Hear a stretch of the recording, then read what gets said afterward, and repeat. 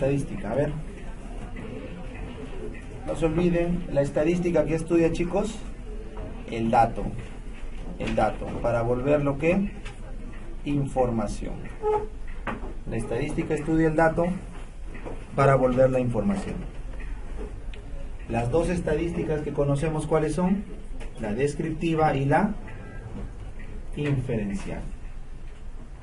El método estadístico siempre es la planificación, la recolección de datos, la tabulación de datos y el análisis de datos. ¿Ya? Planifico, recolecto, tabulo y analizo. Muy bien.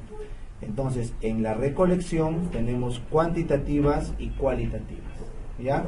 Los métodos de recolección cuantitativas básicamente son las encuestas estructuradas. ¿Correcto? O la toma de datos. Quali. En cambio, las quali son las entrevistas, las entrevistas o las encuestas no estructuradas que le dan a la persona la libertad de poner lo que quiere. En bioestadística, ¿qué recolección de datos nos importa? Las cuantitativas, ¿verdad? Las que tienen un número, mejor dicho, una estructura medible cuantitativa. ¿Ya? Muy bien. ¿Para qué usamos la estadística? Por ejemplo, la podemos usar durante el diseño, durante los diseños, para ver qué tipo de muestra, por ejemplo, vamos a utilizar. En el diseño podemos ver qué tipo de muestra. En el análisis, de hecho, que usamos la estadística para hacer los famosos test estadísticos de análisis. Las inferencias, no se olviden, el intervalo de confianza, la prueba de hipótesis son herramientas estadísticas. Y los grandes modelos de regresión logística son los usos de la estadística. Entonces acá solamente por si acaso les pongo que la estadística se usa en todo el proceso de investigación, desde el diseño hasta crear modelos de explicación de causalidad. Todo lo que le puedes dar un valor, ¿cómo se llama? Variable, no te olvides. Una variable es todo aquello que se puede dar un valor y por ende se pueda medir. Exacto. Si le das un valor y se puede medir, se llama variable. ¿Cuáles son los dos tipos de variables? Cualitativas o categóricas, ¿ya? Que se puede dividir en dicotómicas, dos valores, o politómicas, más de dos valores. Y las variables cuantitativas o numéricas, que se pueden dividir en discreta o continua. Se llama discreta porque son valores espaciados sin unión y continua porque hay infinitos valores entre ambas. ¿Ya está? El grado de precisión con la que medimos una variable, ¿cómo se llama? Escalas de medición. Las escalas de medición son en la precisión con la que quiero medir una variable. ¿Ya? ¿Cuáles son las escalas de medición? Nominal, ordinal, de intervalo y de razón. ¿Por qué se llama nominal? Nominal porque simplemente se nombran las categorías A, B, C, etcétera, que son mutuamente excluyentes. Una no tiene nada que ver con la otra. Casado, viudo, soltero, no tiene nada que ver, ¿no es cierto? Nada que ver. Tío, abuelo, cuñado, son familiares, no tiene nada que ver. En cambio, ordinal es cuando ya existe una relación entre cada una de ellos, ¿no es cierto? Entonces, si a ti te han dicho que tiene que haber un orden, entonces soltero, casado, viudo, no hay otra opción, ¿no es cierto? Orden. Pero eso depende de qué? Del investigador. Abuelo, papá, nieto, orden. Entonces, si hay una idea de orden, entonces eso se llama orden. ¿No, chicos? ¿Cómo se llama de intervalo? Cuando hay un orden, A mayor a B mayor a C, pero entre A y B y entre A y C hay un número medible. Hay una cantidad medible constante. O sea, se llama de intervalo porque hay una distancia medible. Entre abuelo, papá y nieto, ¿sabemos la distancia? No. Pero entre 20, 30, 40, sí tenemos la distancia. ¿Correcto? Por lo tanto, para que sea de intervalo obligado, ¿qué tiene que ser la variable? Cuantitativa. Cuantitativa. En cambio, en las otras dos, ¿qué podía ser? Cualitativo. Y se llama ordinal, perdón, de razón, cuando la variable se mide hasta el cero absoluto, o sea, cuando el cero significa ausencia de fenómeno. ¿Sí, chicos? Para eso tiene que ser una variable cuantitativa. Entonces, el típico examen que les pregunto, la variable, un examen, un simulacro del residentado, ¿es una medida de intervalo o de razón? De intervalo, porque si te sacas cero en el simulacro no quiere decir que no sabes nada, ¿no? Eso es imposible. Un examen jamás mide todo lo que se podría medir, pero una prueba de glucosa al milimol por mililitro, ¿eso qué prueba es? ¿Qué medida? De razón, porque 0 milimoles por mililitro ya no habría nada de glucosa, pues ya nada, ¿ya? Entonces, para clínicamente al menos 0 de glucosa en sangre ya no hay nada de glucosa, ¿correcto? Entonces ya de razón. En cambio, un Apgar, el Apgar, intervalo razón, ordinal, ¿no es cierto? Porque el Apgar, ¿qué mide?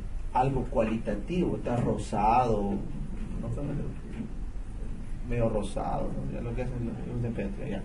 Entonces, el Apgar lo que mide es una cualidad del niño. Entonces, eso es de ordinal. Muy bien. ¿Ya? Ahora esas tablas, ¿no? Sí, pues, bueno, ya. La estadística que presenta los datos medidos a través de la variable, ¿cómo se llama? Cuando yo te voy a presentar todos los datos a través de las variables, es la estadística descriptiva. La estadística que presenta los datos medidos a través de las variables se llama la estadística descriptiva. ¿Ya? Las variables o la variable medida en la muestra, ¿cómo se llama? Estadístico. Y la variable que mide en la población, ¿cómo se llama? Parámetro. No te olvides. Estadístico versus parámetro. ¿Ya? Eso es lo que se mide. La estadística descriptiva 13 tiene 3 tipos de descripción. No lo olviden.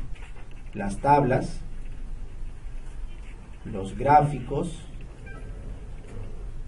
y las medidas de descripción numéricas. ¿Está bien? Yo puedo describir la variable de 3 formas: con tablas, gráficos o números.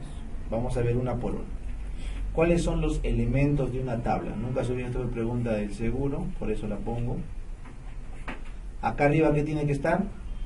El título, que tiene que responder el qué, dónde, cómo y cuándo, ¿ya? De una tabla. ¿Qué, cómo, dónde, cuándo? Y cómo, ese es el título, ¿ya? Y acá tiene que venir los valores, ¿no es cierto? Las filas con los resultados a ambos lados. Resultados por fila, resultados por columna, ¿correcto? Esto que está acá el cuerpo se llama el talón, este es el cuerpo, perdón, este es el cuerpo, y cada fila se llama talón o talonario,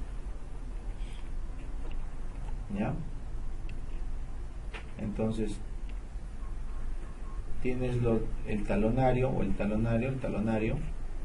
el cuerpo de la tabla y los resultados, ¿ya? Abajo se pone las referencias o las notas explicativas y con eso culminan los elementos de una tabla: talonario, resultados, título y referencia, ¿ya? Muy bien. Luego también se puede usar frecuencias, no se olviden. Frecuencias pueden ser frecuencias absolutas, frecuencias relativas o frecuencias acumuladas. ¿Está bien? Si yo te digo, en mi estudio hubieron 20 viejitos y 10 jóvenes, es una frecuencia absoluta. Se llama frecuencia relativa cuando te diga, en mi estudio ha habido 60% de viejitos, 30% de jóvenes, por ciento, relativa. Y se llama frecuencia acumulada cuando vas sumando los casos. Cuando se va sumando los casos, se llama frecuencia acumulada. Ya, por si acaso lo pongo, porque ya que estamos en el resumen, por si acaso. ¿Cuáles son los tipos de gráfico? Esto sí es pregunta. Según las variables, las cualitativas y las cuantitativas discretas se hace con gráfico de barras simples. Gráfico de barras simples. Y como segunda opción, gráfico circular. En cambio, las cuantitativas continuas se hacen con histograma y con el polígono de frecuencia. ¿Ya? Quali, cuanti discreta, barras simples y circular. Quanti continua, histograma, polígono. ¿Ya, chicos? Muy bien. ¿Qué es el stem plot? El tallo y hojas. El tallo y hojas. Acá se pone las unidades y acá se pone las décimas. Stem plot, tallo y hojas. El box plot es de los cuartiles. Se pone acá el cuartil 2, el cuartil 1 y el cuartil 3. ¿Y cuál es la caja? Entre el 1 y el 3. Este es el box plot. La caja. ¿Ya? Box plot.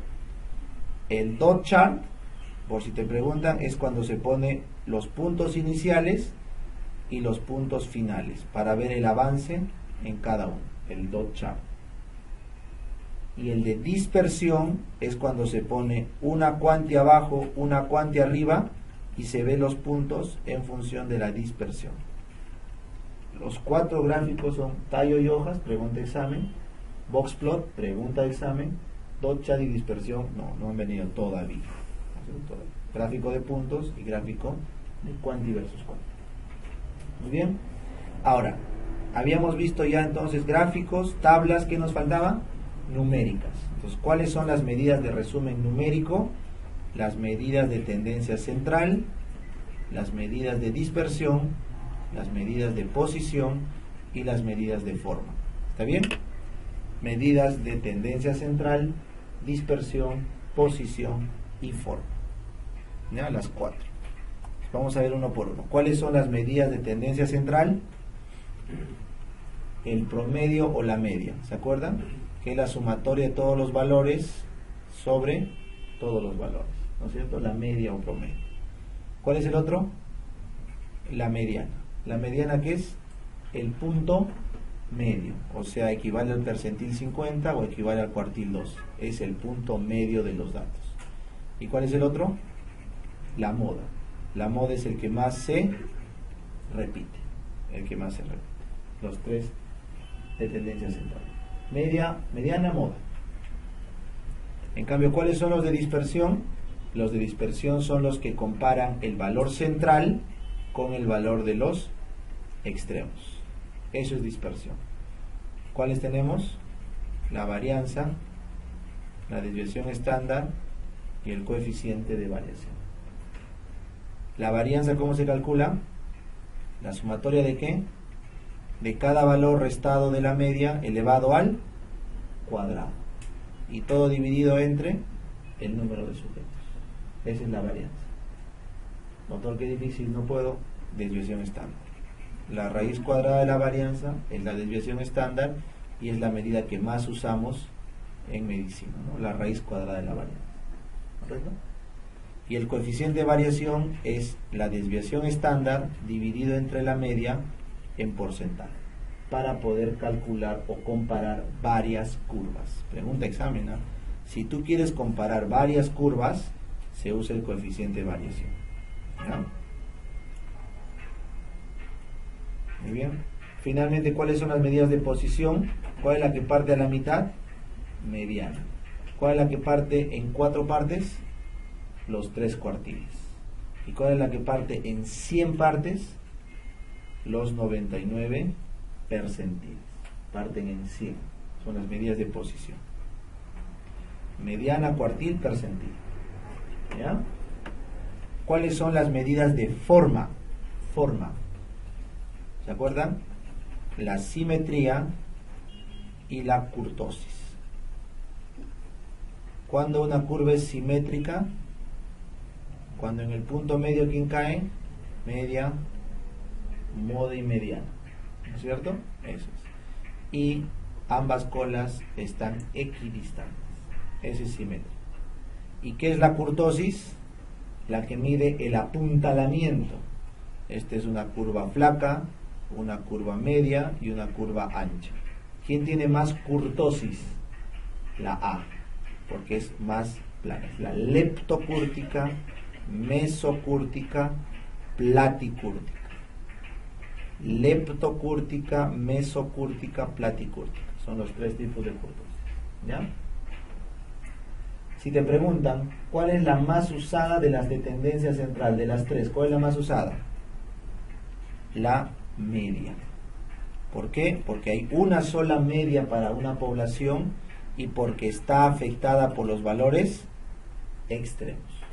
Por eso uso la media. Porque hay una sola por cada población y está afectada por los valores extremos. En las curvas asimétricas, en cambio, ¿qué tengo que utilizar? Porque en las simétricas, la que más se usa es la mediana. Perdón, la media. En cambio, en las asimétricas, ¿qué es lo que más se usa? La mediana. La que más se usa en las asimétricas es la media. ¿Ya? ¿Cuál es de tendencia central y a la vez es de posición? Pregunta también de examen. Mediana. Es de tendencia central y de posición. ¿Cuál es la mejor medida matemática de la dispersión? La mejor, la más potente. La varianza. La varianza, ¿no? Que es al cuadrado. En cambio, en la medicina, ¿cuál usamos? La raíz de la varianza, que es la desviación estándar. ¿Ya? Para comparar dos grupos, ¿cómo comparabas dos grupos muy variables? Uno así y otro así. ¿Cómo se comparaba? Con el coeficiente de variación, ¿no? Si yo te pregunto, doctor, ¿cuál de estas dos curvas es más dispersa? Al ojo nomás. ¿Izquierda o derecha? Derecha, ¿no? Pero porque lo ves, pues. Pero si no hay una fotito, coeficiente de varianza. El que tenga mayor coeficiente de varianza es más ancho. Ya está. ¿Cómo se llama la distancia entre el cuartil 1 y el cuartil 3? Amplitud intercuartílica. La amplitud intercuartílica es la que se mide en el box plot. ¿Se acuerdan? Entre el cuartil 1 y el cuartil 3. ¿Correcto? Y por ende contiene al 50% de los datos. Ahí está. ¿Cuál es la más usada de posición en la medicina? ¿Con qué hacemos diagnósticos, chicos? Con los percentiles, ¿no es cierto? El RCIU, grave, muy grave, leve. El talla corta, Waterloo, percentiles. ¿Ya? Lo que más usamos en medicina. La variabilidad de una curva, ¿con qué se saca? Una curva es más o menos variable en función de ¿qué? De su desviación estándar. No se olviden. La desviación estándar o la varianza es la que me permite calcular la variabilidad de una curva. Una curva es más variable cuanto más desviación estándar tiene. Menos variable cuanto menos desviación estándar o varianza tiene. En una curva asimétrica pero con cola derecha, ¿cómo se ordenan sus medidas? A ver, dibujen así, una con cola derecha. ¿Cuál es la primera? Moda. Luego, mediana. Y en la cola, la media. En una asimétrica a la derecha, esta es la distribución. Moda, mediana, media. En cambio, si la cola es a la izquierda, ¿cómo será? Media, mediana, moda. ¿Está bien? Esa es la diferencia en la relación de las colas. Muy bien, seguimos. Cuando una curva es simétrica, cuando una curva es simétrica, cuando media, moda y mediana son el mismo punto. ¿Y qué más? Y las colas que son equidistantes. Equidistantes. Eso es una curva simétrica. Muy bien. Ahora sí terminamos, ya terminamos descripción. Ahora acá, la estadística que pretende concluir de una población, pero en función de la muestra, ¿cómo se llama esa estadística? Inferencial. Se llama estadística inferencial porque busca concluir. ¿Ya? Pero para que pueda inferir, ¿qué requerimos? ¿Qué teoría? Teoría de probabilidades. Si no, yo no puedo inferir. Solo puedo inferir si es que tengo teoría de probabilidades. Muy bien, entonces vamos a definir.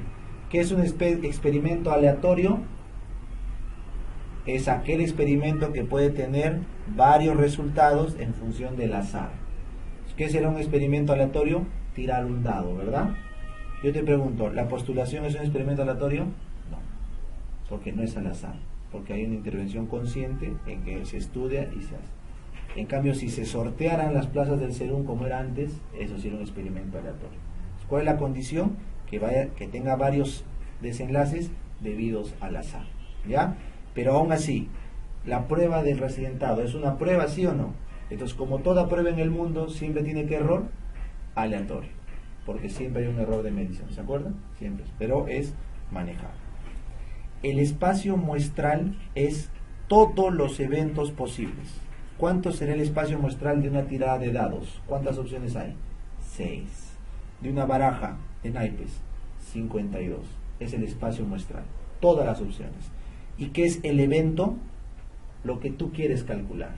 Entonces, ¿cómo se saca una probabilidad? La probabilidad de A es igual al evento sobre el espacio muestral. Si yo quiero sacar un as de corazones, ¿cuántos eventos hay en una baraja de as de corazón? 1. ¿Y cuántos son todas las opciones? Las 52 cartas. ¿Está bien? Eso es una probabilidad. Probabilidad de A es el evento entre el espacio muestral. No sé, pues la probabilidad de que me salga espadas, 13 de 52. ¿Ya? Por si acaso. Entonces, se llama probabilidad conjunta de dos eventos cualesquiera y condicionada. Son 3. Probabilidad conjunta es el famoso I, conjunta es el I, o la multiplicación. Es la probabilidad de que ocurra A por la probabilidad de que ocurra B. ¿No es cierto? ¿Cuál es la probabilidad de que en una violación se transmita VIH? La probabilidad de que, no sé, pues de la violación con la probabilidad de la transmisión. Algo así sería. ¿No, chicos? Entonces, eso es la probabilidad conjunta. Tendrían que sacar la probabilidad de que el paciente esté infectado con VIH y la probabilidad de que en esa interacción haya la transmisión. Esa es la probabilidad. ¿Ya?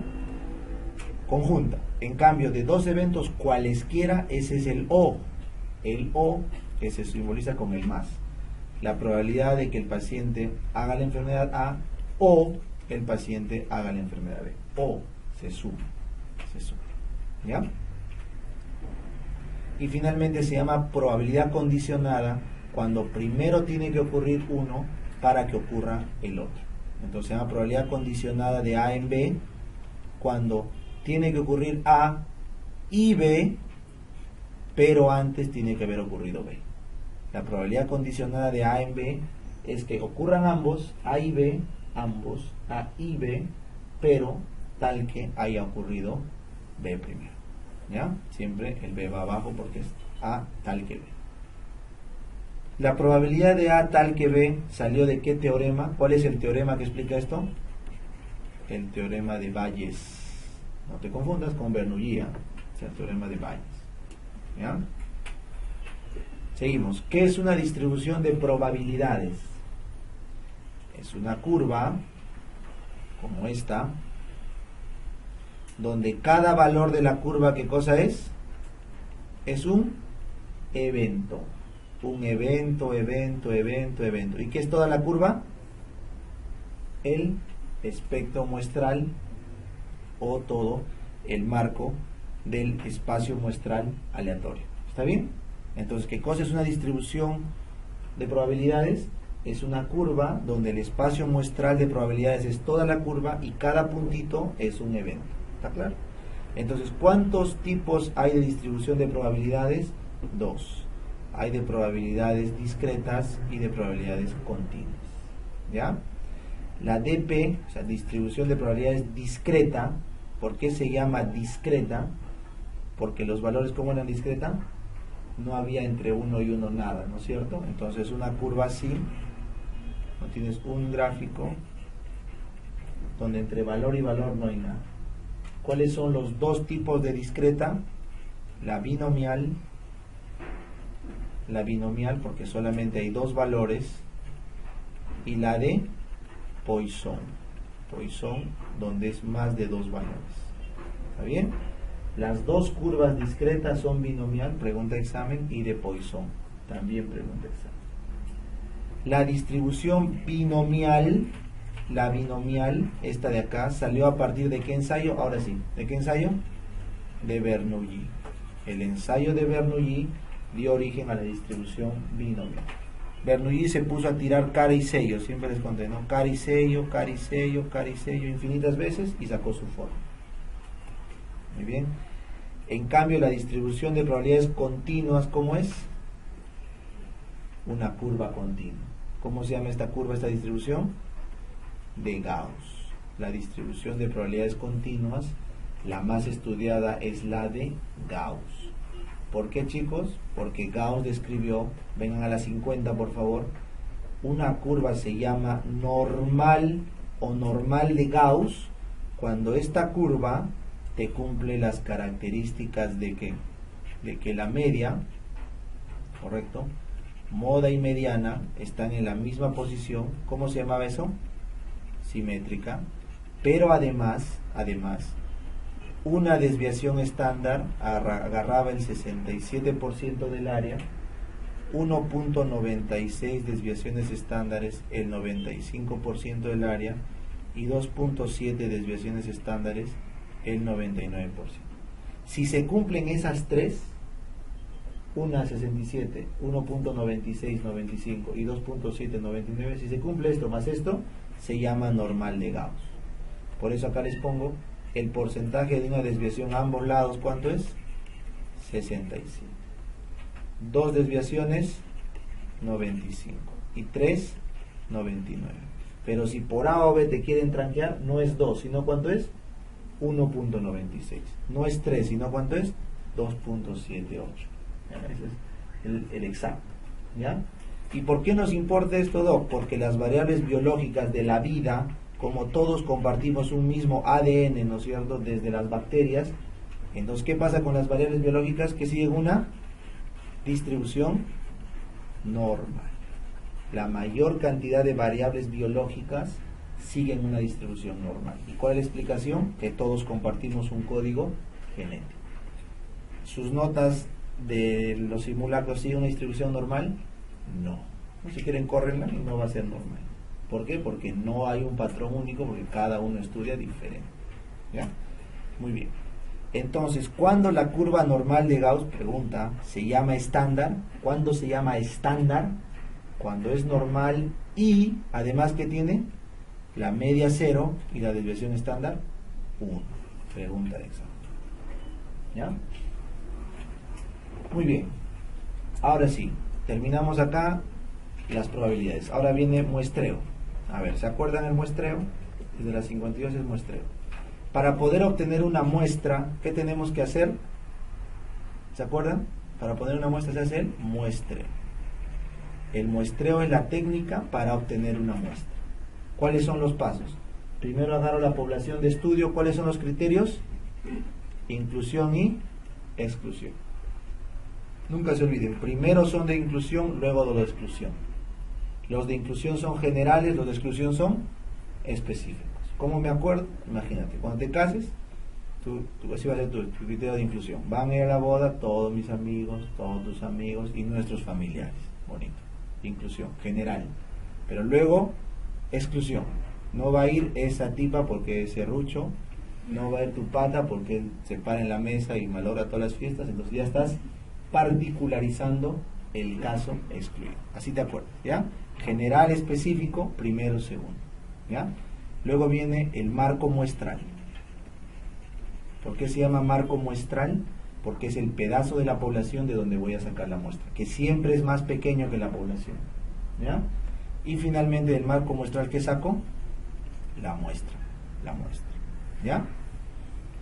¿Cuántos tipos de muestreo hay? 2. El no probabilístico para estudios cualitativos y el de muestreo probabilístico para estudios cuantitativos. ¿Ya? Probabilístico para cuantis, no probabilístico para qualis. Entonces, ¿cuáles son los estudios o los muestreos no probabilísticos? Acá están, ¿se acuerdan? El muestreo a dedo, ¿no? A dedo, así les digo, o si quieren, su nombre correcto es discrecional. El investigador elige cuál, ¿no? Discrecional. Luego tienes la bola de nieve, que es como decir el de recomendación. Él me recomienda, el otro me recomienda. También lo conocen como saturación. Muestreo de saturación es porque yo voy pidiendo una nueva muestra a medida que voy muestrando algo, ¿ya? Hay el otro de conveniencia, solo hago la muestra a los que me conviene. Y así hay varios, pero esto no nos importa, ¿por qué? Porque es para estudios cualitativos. Y en medicina, o al menos para graduarse en pregrado y posgrado en medicina, ¿qué nos piden? Cuantitativos. Entonces, ¿cuáles son los probabilísticos? Ahora sí, el aleatorio, con o sin restitución, el sistemático, el estratificado y el conglomerado. Aleatorio, sistemático, estratificado, conglomerado, los cuatro. ¿Ya? No sé. Entonces empezamos. ¿Por qué se llama aleatorio simple? Porque simplemente se saca de los números al azar. Y se llama con restitución cuando hago la muestra A, tomo la intervención y luego en el segundo momento voy a incluir al mismo sujeto. Y se llama sin restitución cuando tomo la muestra A, sale el sujeto muestrado, hago la intervención y del otro ya no regresa a la muestra. ¿Está bien? Eso se llama sin restitución del sujeto con restitución. En este caso saco la muestra y acá la vuelvo a meter. ¿Está bien? No se olvide. ¿De qué va a depender? Del estudio. Acá sí no hay una fórmula. Depende del estudio. Por ejemplo, si yo quiero ver cuál es su opinión de la calidad antes de poner a, no sé, pues a una empresa que mejore la calidad en un lugar, tiene que ser con restitución, pues, ¿no? Los muestreo antes y los regreso después. ¿Ya? Bueno. Se llama sistemático cuando vas a agarrar todo el marco muestral. Cuando vas a asegurarte de probabilísticamente agarrar todo el marco, se llama sistemático. Se llama estratificado cuando hay una variable confusora que debes considerar para el muestreo. Si tu estudio requiere una variable confusora que te va a sesgar, tienes que hacer un estudio estratificado. ¿Estratificado por qué? Por la variable. Y se llama conglomerado, por favor no se olviden, cuando lo que se muestrea son unidades geográficas, ¿correcto? O unidades muy heterogéneas. Te hice la pregunta, se ha hecho la muestra de varios colegios, se ha hecho la muestra de un conjunto de hospitales, se ha hecho la muestra de varias localidades. ¿Qué es esa muestra? Geográfica, heterogénea, es un conglomerado. ¿Ya? Por favor, no se confundan. Se ha hecho la muestra tomando en cuenta la edad. ¿Qué tipo de muestreo es? Estratificado. Se ha hecho la muestra de todos los sujetos posibles de muestrear. Sistemático. ¿Ya? No sé. La muestra tiene que ser representativa y significativa. Nunca se olviden esto. Tiene que ser representativa y significativa. ¿Qué significa eso? Es decir, no cometer error alfa, representatividad, ni error beta, significancia. Si tu prueba no es representativa, ¿qué error cometes? Alfa. ¿Se acuerdan qué validez? ¿Interna, externa? ¿Qué validez era el muestreo mal hecho? Externa, pues, porque tomas la muestra y concluyes para todos. Validez externa. En cambio, si tu muestra es chiquita, ¿qué le faltaba? Potencia. ¿Qué error cometías? El beta. Es representatividad es no cometer el alfa, significancia es no cometer el beta. ¿Ya? Para que una muestra sea representativa, ¿qué debe ser? Probabilística. Probabilística. Y dentro de las probabilísticas tiene que ser adecuada. Adecuado diseño. O sea, tiene que ser, ¿se acuerdan de las 4 probabilísticas? Tiene que ser la correcta. ¿Está bien? En cambio, para ser significativa, ¿qué tiene que ser? Tiene que ser grande. ¿Cómo se llama eso? Potente. Una prueba es potente cuando es grande, o sea, es significativa. ¿Ya? ¿Cómo se llama eso? Estadísticamente significativa. Para que sea significativa tiene que ser grande o potente, que es decir, estadísticamente significativa.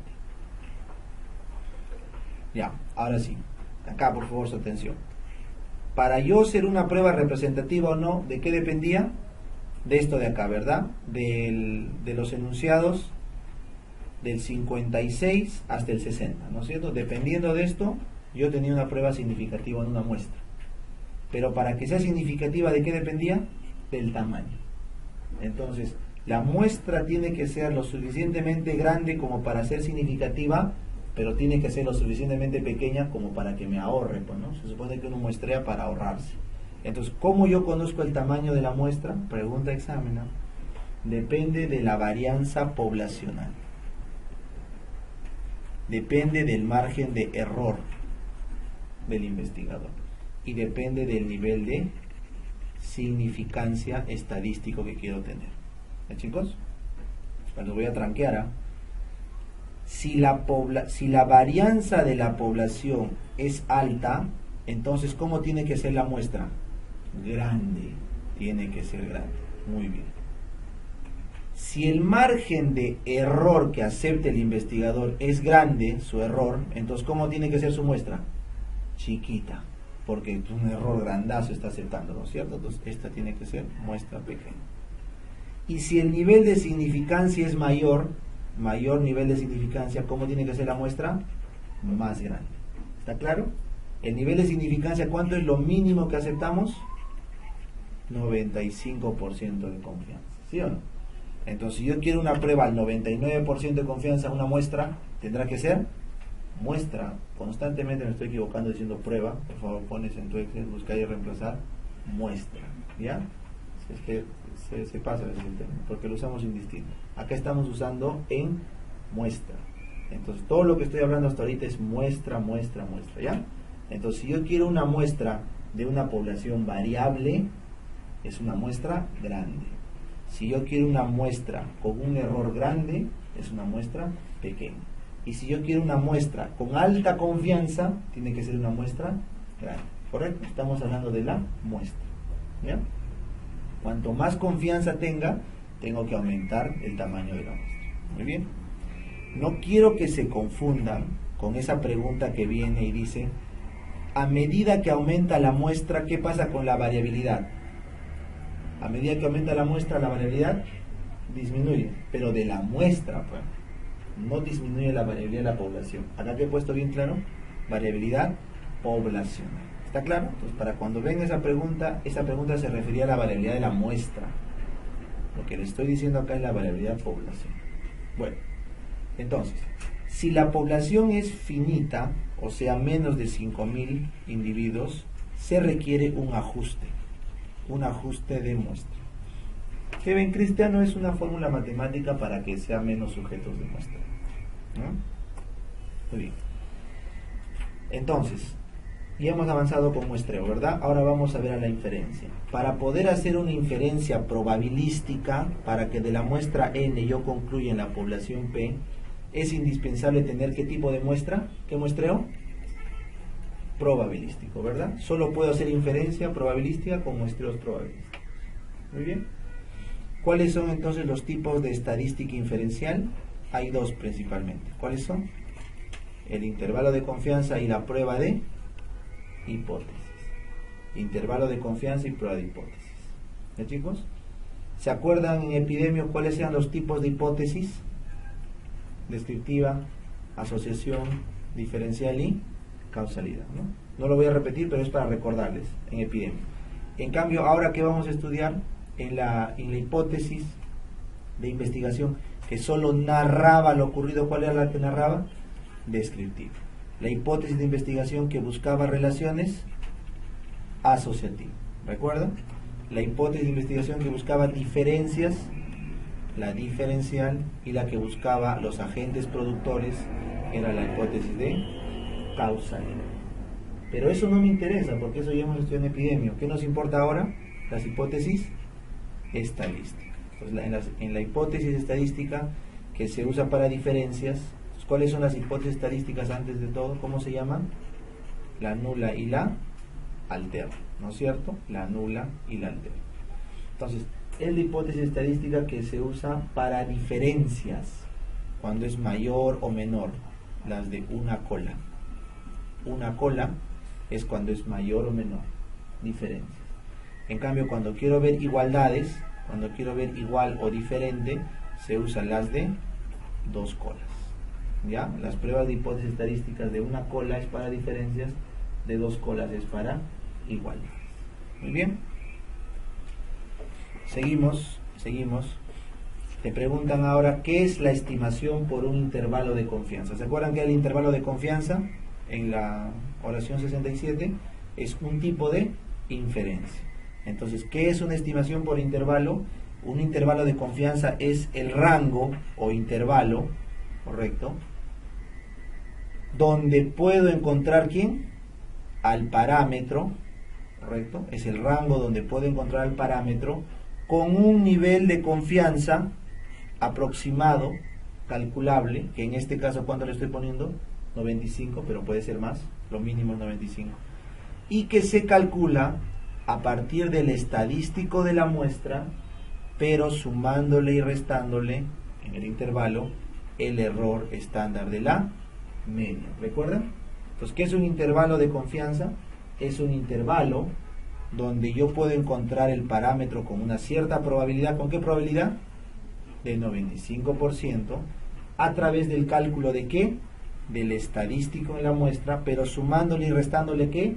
El error estándar de la media, que vendría a ser un tipo de desviación estándar. Entonces, si me están pidiendo 95% de probabilidad, ¿cuántas desviaciones eran? Para 95, 2 o 1.96, ¿no es cierto? 2 por 2. Siempre y cuando el parámetro venga de una población, para que se cumpla esto, ¿cómo tiene que ser la población? Normal. Siempre y cuando el parámetro venga de una población normal. Si no, no. ¿Ya? Eso es un intervalo de confianza. Entonces, en la estimación por intervalos, ¿qué cosa es el error alfa? Es 1 menos la confiabilidad. ¿Y cuánto es la confiabilidad? 95%. ¿Cuánto es 1 menos 95%? 5%. ¿No es cierto? Ese es el error alfa. ¿Cómo es eso entonces el error alfa? El error alfa es el porcentaje del intervalo en el que yo tengo la chance de cometer ¿qué error? Alfa. ¿No es cierto? Que es el peor error o sesgo. Por lo tanto, cuando les dije, ¿todos los estudios tienen error alfa? Sí, pero máximo un 5%. Entonces, si el error alfa es 5, ¿cuánto es el nivel de confianza? 95%. Es el nivel de confianza o confiabilidad. Pero mejor hablo en nivel de confianza, ¿ya? Porque cuando digas confiabilidad, ¿con qué te vas a confundir? Con la prueba de, ¿se acuerdan en epidemio? La confiabilidad, precisión, fiabilidad. Mejor digan nivel de confianza. ¿Ya? En cambio, ¿qué es la precisión? ¿Qué es la precisión? Cuando el intervalo es más corto. Te pregunto, ¿cuál de estos tres intervalos es más preciso? ¿El A, el B o el C? Más preciso. El A. La precisión en el intervalo implica cuán acortado es, de tal forma que el parámetro está entre valores más estrechos. Eso es más preciso. Por lo tanto, ¿en cuál de estos tres requiero más muestra? Para aumentar la precisión de una prueba, ¿se acuerdan qué había que hacer con la muestra? Aumentarla. ¿No es cierto? Si tú quieres fallar harto, poca muestra. Si quieres fallar poquito, harta muestra. Entonces, para conseguir mayor precisión, ¿qué necesito? Mayor muestra. Correcto, mayor muestra. Muy bien. Seguimos. ¿Cómo se interpreta un intervalo de confianza? Eso ya todos sabemos. La interpretación es con un X% de confianza, el parámetro poblacional se encuentra entre A y B. ¿Está bien? Así tiene que ser porque hay preguntas así. Se tiene que leer con un X% de confianza. ¿Eso se haga con qué? Con el nivel de confianza. El parámetro poblacional. ¿Qué parámetro puede ser? Cualquier medida. Media, moda, desviación, lo que fuera. Parámetro. Se encuentra entre tal y tal valor. Así tienen que responder las preguntas que les vengan de interpretación de intervalo de confianza. ¿Ya? Siempre es no se olviden, si calculo el RR, ¿se acuerdan cuando el RR era igual a 1? ¿Qué pasaba? no era significativo. Entonces, si yo calculo el intervalo de confianza de un RR al 95% y se encuentra entre 0.7 y 1.1, ¿este RR es significativo o no? No, porque en el intervalo de confianza atraviesa la unidad y por ende existe una probabilidad chiquita, pero existe, de que el parámetro sea 1 y por ende no es significativo. ¿Está bien? En RR y en OR, si les ponen un intervalo, no se olviden que si agarra el 1, no es estadísticamente significativo. ¿Ya? Muy bien. ¿Qué es el teorema del límite central? Eso también fue pregunta de examen. Es el teorema que dice, si yo tengo una población normal y tengo una muestra más de 30 sujetos, entonces yo puedo hacer una curva donde a partir del estadístico E puedo calcular el error estándar de la media. El error estándar de la media. ¿Ya? Entonces, el teorema del límite central dice que si la población es normal, la muestra es mayor a 30, yo puedo hacer una curva a partir del estadístico calculado y sacar el error estándar de la media para poder inferir en este área el parámetro. ¿Ya, chicos? ¿Y cómo es la fórmula del error estándar de la media? Por favor, vengan acá. El error estándar de la media es igual a la varianza entre la raíz de la muestra. Esto ha sido pregunta, sí, así fue la pregunta de recientado tal cual. ¿Cómo se llama la desviación estándar de todas las medias posibles de una población? El teorema del límite central hace una curva en función de ¿qué? De todas las medias posibles, siempre y cuando de todas las muestras, pues, ¿no es cierto? De todas las muestras posibles. Acá pongamos de todas las muestras. ¿Cómo se llama? A la desviación estándar de todas las muestras posibles de una población es esto de acá. El teorema del límite central se calcula en función de todas las muestras, siempre y cuando sean más de 30, se calcula con esta fórmula y la desviación estándar que se calcula se llama error estándar de la media. Esa fue la pregunta. La desviación estándar de todas las muestras posibles se llama error estándar de la media. ¿Y con qué fórmula se saca? Con esta de acá. ¿Ya? Te pregunto, ¿cómo se sacaba la desviación estándar? ¿Se acuerdan? ¿Cómo era? La sumatoria de cada valor comparado con la media al cuadrado sobre todos. ¿Y cómo es desviación estándar? Raíz, ¿no es cierto? Te pregunto, ¿esta fórmula se parece a esta? No, pues, no tiene nada que ver. Entonces, como no tiene nada que ver esta fórmula, esta comparación, entonces el error estándar de la media es un cálculo especial de la desviación estándar a raíz del teorema del límite central. ¿Ya? Este enunciado, el 80 y el 81 hasta el 82, es lo más tranca de estadística, el más tranca de interpretar. Y como siempre les digo, lo tenemos que enseñar porque ha venido hasta 2 veces en los exámenes. ¿Ya? Muy bien. Ahora sí, facilito. ¿Qué es indispensable en la población para poder usar un intervalo? ¿Cómo tiene que ser la población? Normal. ¿No es cierto? Tiene que ser normal. Tiene que ser normal. ¿Y qué más tiene que ser? Tengo que conocer la varianza población. Claro, pues si yo no sé el sigma, si no sé la varianza, ¿cómo voy a sacar la fórmula? A menos que sea normal, no conozca la varianza, pero la muestra sea mayor a 30. Si la muestra es mayor a 30, aunque no conozca la varianza, sí lo puedo calcular. ¿Ya? Y muy bien, para terminar, la otra inferencia se llamaba inferencia estadística por prueba de hipótesis. ¿Se acuerdan? La prueba de hipótesis que busca comparar dos valores. Porque hasta acá, en la anterior, en el intervalo de confianza, en una estimación del intervalo de confianza, ¿cuántos valores estoy calculando? Uno solo, un solo valor, un solo estadístico. Pero si yo quiero calcular dos o más, 1, 2 valores, tengo que hacer prueba de hipótesis. Entonces, las pruebas de hipótesis, ¿cuáles son las 3 relaciones que puede haber entre A y B?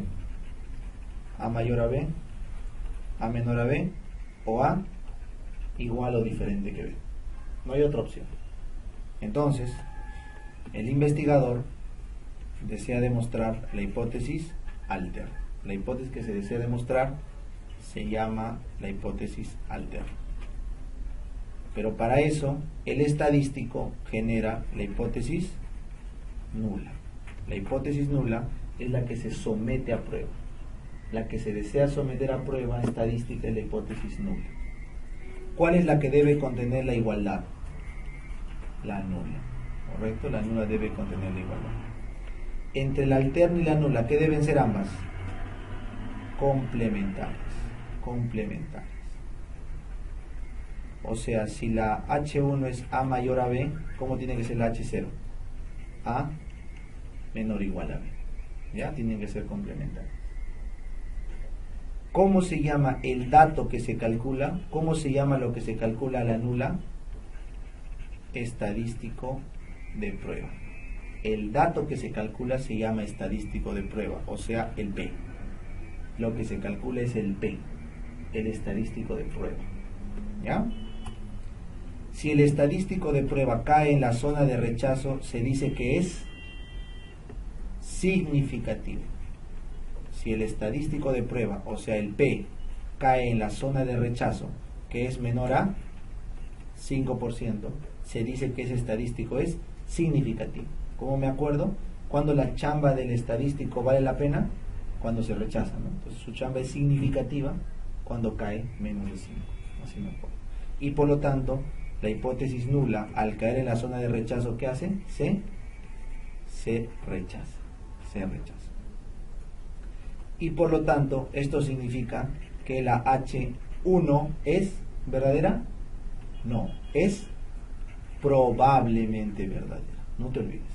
Esto significa, al rechazar la nula, significa que la H1 es probablemente verdadera. ¿Con cuánta probabilidad de verdad? 95. O sea, corremos el riesgo otra vez de 5% de error. ¿Ya, chicos? Muy bien. Si yo rechazo, cae en la zona de rechazo, la nula, ¿eso qué implica? ¿Aceptar a quién? Al alterno. Si yo no rechazo la nula, ¿eso qué implica? Nada. Ahí queda.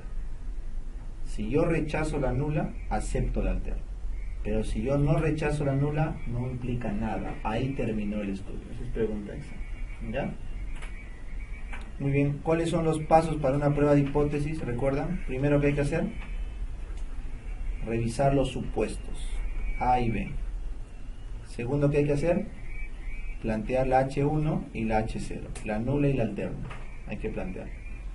Y tercero, hay que calcular o definir cuál va a ser el estadístico de prueba. ¿Cuál vamos a usar? ¿Cuál va a ser el P que vamos a usar? El cuarto, vamos a poner el nivel de significancia, o también se llama eso regla de decisión. La regla de decisión es decir, ¿en cuánto voy a rechazar? En 5% para abajo. Muy bien. El quinto paso es calcular y el sexto paso es tomar una decisión. ¿Ya? Entonces, pregunta de examen, ¿no? Primero los supuestos A y B, luego la nula y la alterna. Luego se define el estadístico de prueba. Se toma la regla de decisión, en cuánto porcentaje de rechazo, se calcula y se decide. ¿Ya, chicos? Muy bien, entonces, ¿cuál es el error alfa? El error alfa, ¿cuál es? El rechazar una hipótesis nula que es verdadera. Si yo rechazo a una nula verdadera, eso es un error alfa. En cambio, el error beta, ¿qué es? Aceptar una nula que es falsa. ¿Está bien? ¿Está mal? Está mal. Nunca digan aceptar, sino no rechazar. Ahora sí, ¿ves? Y así nunca te vas a olvidar. No se puede aceptar la nula. Jamás. La nula se rechaza o no se rechaza. ¿Me entienden? Por eso sáquense de su cabeza todas las preguntas que han visto, así con los confusores que les ponen acá. La mayoría están mal planteadas.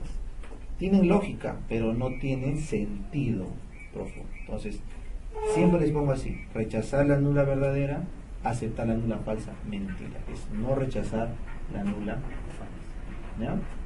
Entonces, ¿cuál es el complemento del error beta? No cometer error beta se llama potencia.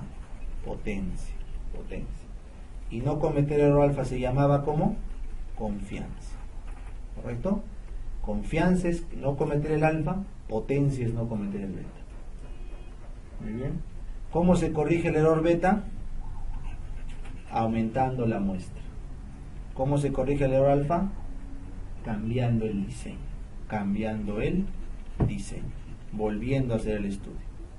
¿No, chicos? Muy bien. Cuando calculamos un estadístico de prueba, ¿cuál era el estadístico de prueba? El P. ¿De qué dependía? ¿Qué tipo de P vamos a usar? ¿De qué depende el estadístico de prueba? De las variables. De las variables de A y las variables de B. ¿Correcto? Por lo tanto, los estadísticos de prueba que existen son los test paramétricos y los test no paramétricos. ¿Correcto? No paramétricos. Para concluir sobre una población, si yo quiero concluir de la población, ¿qué tipo de test voy a usar para la población? ¿Qué test? Paramétricos. Y si solamente quiero concluir de la muestra, no de la población, porque no tengo los recursos, no paramétricos. ¿Está bien? Entonces, ¿cuándo usamos chi cuadrado magnímar? Cuando son test paramétricos, no paramétricos. Son no paramétricos. ¿Cuándo se utiliza? Cuando tengo quali versus quali. Quali versus quali. ¿Correcto? Chi cuadrado y magnímar. TD-Student. ¿Recuerdan el TD-Student? ¿Es un test paramétrico o no paramétrico? Paramétrico. ¿Cuándo usa TD-Student? Cuando tengo una quanti, pero lo enfrento ¿contra quién? Contra una quali de dos valores. O también se utiliza cuando solo tengo una sola quanti. Una sola quanti o quanti contra dos qualis, eso es TD-Student. Se llama independiente porque las mediciones son en dos grupos distintos. En cambio, el Judeman, Whitney y Wilcoxon, ¿qué son? No paramétricas, que se usan igual cuando tengo quanti contra una quali de 2 o quanti solita. Pero no olviden, tienen que ser test independientes. Independientes, ¿ya? Chi cuadrado y magnímar, quali. El chi cuadrado es cuando son independientes y el magnímar es cuando son dependientes, ¿ya? TD-Student independiente, paramétrica, quanti, quali, dos valores. Judeman, Whitney y Wilcoxon, no paramétrica. En cambio, ANOVA, ya, ANOVA y TD-Student dependientes, eso solamente para hacer la diferencia, es cuando tengo el grupo A, hago la intervención y luego tengo el grupo A después de la intervención. Entonces, cuando tengo el mismo grupo, porque acá decía independiente, entonces tenía el A y el B, pero cuando tengo el mismo grupo, entonces se llama TD-Student y ANOVA, pero dependiente. Y ahorita todavía no hemos visto ANOVA, por eso no estoy haciendo en orden. El TD-Student y el ANOVA también hay para dependiente. La diferencia está cuando son paramétricos, ¿verdad? Paramétricos. Pero cuando quiero un no paramétrico, acá, no paramétrico, entonces tengo que recurrir al Wilcoxon y Friedman. No lo olviden. Se llama Wilcoxon porque es dependiente. En cambio, en independiente, puede usar Wilcoxon y Mann-Whitney. No se olviden, ¿no? Y el ANOVA, en dependientes, cuando es no paramétrica, se llama Friedman. ¿Ya? Vamos acá. ¿Cuándo uso ANOVA independiente? Grupo A y grupo B, independiente. ¿Cuándo es ANOVA? Quali más de dos valores contra quanti. Si tengo una quanti más de dos valores, en independientes, ANOVA. Cuando es una prueba paramétrica. Pero si es una no paramétrica, ¿cuál será? Cruz-Carvalho. ¿Sí, chicos? Correlación. Para hacer correlación y Rhodes-Spearman, ¿qué necesito? Necesito dos grupos, A y B, pero las variables son quanti contra quanti. Correlación. Y cuando es paramétrica. Si es que es una no paramétrica, se llama Rhodes-Spearman. ¿Ya? ¿Y qué es lo que mide la correlación? Variable A, B, mide esto. el grado de asociación. A se asocia a B, la recta es perfecta. Pero si A no se asocia a B, los valores son dispersos. ¿Ya? Entonces te voy a hacer con otro color, con azul. Si la curva sale así, por todos lados los puntos, y no hay una línea fija, entonces el azul no correlaciona. O sea, el ρ se acerca a 0. En cambio, en la línea roja sí correlaciona. O sea, el ρ se acerca a 1. ¿Ya? Cuanto más fino es, se acerca a 1. En cambio, regresión lineal o análisis multivariante solo es cuanti contra cuanti y solo es paramétrica. Y lo que significa es curva A, curva B. Entre la curva A y B, ¿cuál es la que tiene más regresión? La regresión de B es mayor que la regresión de A. ¿Por qué no? Porque a menor cambio del A, mayor ascenso en el B. ¿En qué curva? En esta curva, en la B. En cambio, en la curva a mayor cambio del A, o pónganle X ya para no confundir, X y Y. ¿Ya? Profesor, se va a confundir. X y Y. ¿Ya? Entonces, a mayor X, mayor Y en el B. A igual X, menor Y en el A. Por eso es más regresión.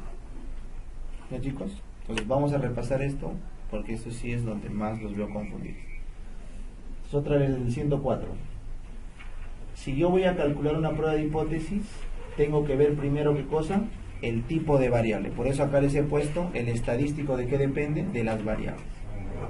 Y luego tengo que preguntarme si es paramétrica o si no es paramétrica. Entonces, ¿cuándo es paramétrica? ¿Recuerdan? Cuando la población es normal y conozco la varianza. Si la población no es normal, no paramétrica. Y doctor, si la población es normal pero no conozco la varianza, ¿qué tiene que ser? Mayor a 30 la muestra. Solo en ese escenario se hacen test paramétricos. Si no, es no paramétrico. Entonces, ¿cuál será el otro escenario? Normal, no conozco la varianza, pero la muestra es menor a 30. Ya está.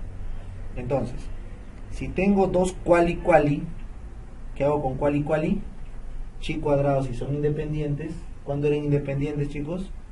Grupo A y B. Y Magnímar cuando son dependientes. Un solo grupo. Entonces, chi cuadrado será grupo A con B. Magnímar será un solo grupo. Un ejemplo. Voy a agarrar los que fuman sí y no, quali, contra los que tienen asma sí y no, quali. Quali contra quali, dos grupos, chi cuadrado. Pero voy a agarrar un grupo de pacientes que fuman, les voy a hacer una intervención, fuma sí, fuma no, ¿correcto? Educo sí, educo no, en el mismo grupo.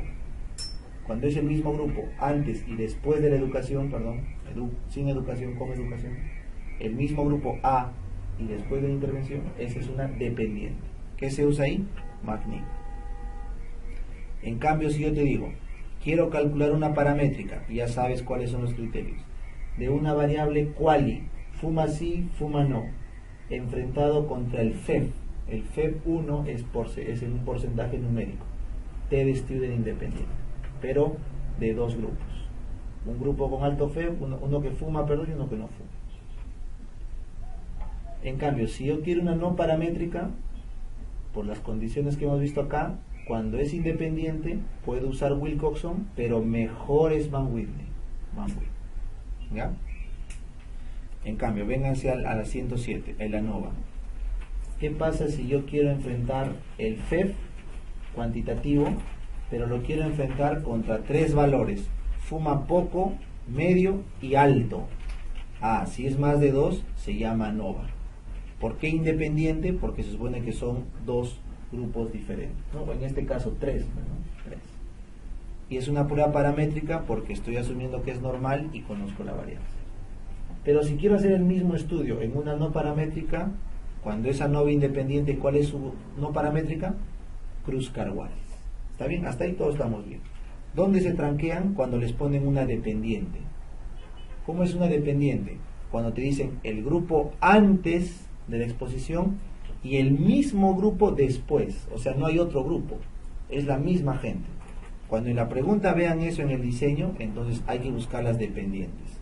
En este caso, ¿cuál es la dependiente de T? Solo Wilcoxon. Y la dependiente de ANOVA, solo Friedman. ¿Está bien? Por si acaso.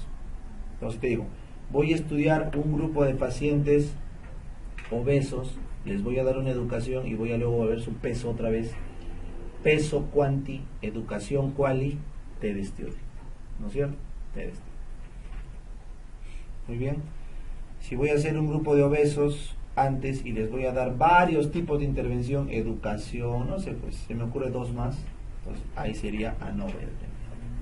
Bueno, y cuando te pongan dos cuantis, o correlación o Rho-Spearman, ¿correcto? Paramétrica correlación, Rho-Spearman no paramétrica. Obligado, chicos, si es cuanti tienen que hacer pruebas independientes, dos grupos independientes, ¿ya? Y si es que son dependientes, A-A igual o afecto, ¿ya? Vamos a cambiar la pila. Está muriendo la pila. Ya, vamos a terminar, no sé, la pila está muerta.